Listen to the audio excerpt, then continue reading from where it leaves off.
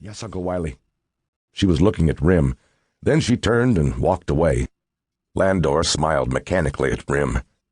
Come in. Give us a chance to talk at least. Rim hesitated.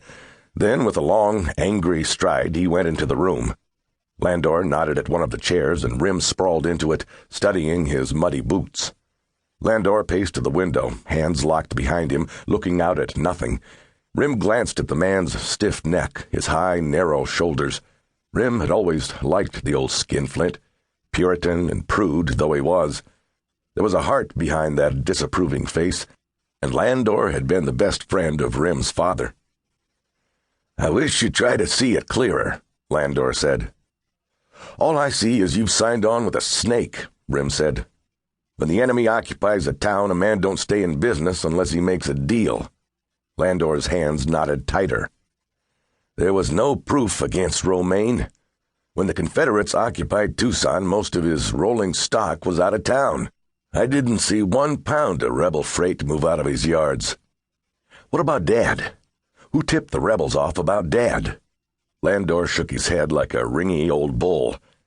100 men in this town could have done that. But it was John Romaine who profited.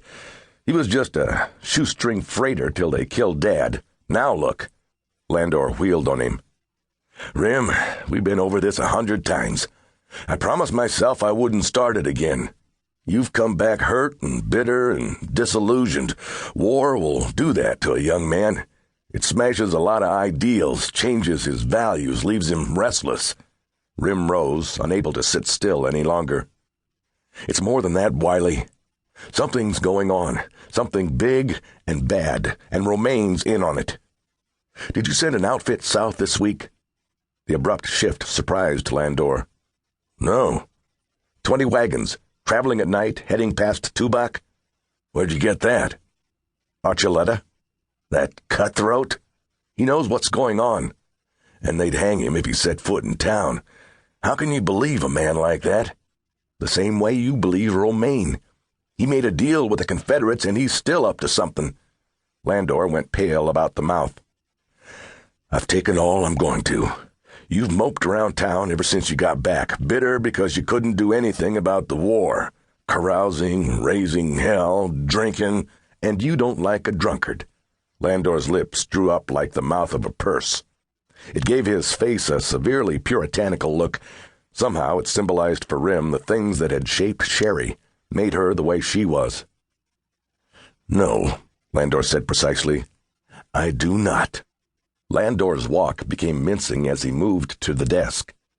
I called you in to give you another chance, Rim. A train is moving out for the Pima agency tomorrow. We need a driver. You're asking me to work for the man who killed my father, Wiley? Landor's lips grew thin and pale. He walked stiffly around the desk. He folded his pale clerk's hands decisively on the desk, staring at them. Very well, Rim. That's all. Rim walked to the end of the block and then stopped, easing his weight off his left leg. It was beginning to ache again, and his face turned gaunt with the bitterness that always came with the pain. He'd got the wound in August of last year at the second Bull Run, and they'd invalided him home after 4 months in the hospital. But the bitterness was more than the wound, more than that of a man uprooted and hurt and disillusioned by war. The real disillusionment had not come till his return home. Seeing a town run by a man like Romaine, who had played both ends against the middle, dealing with Unionist and secessionist alike, and growing fat off the profits. Seeing old friends accept such a rule without question. Was that what a man fought for? Cautiously, he started walking again.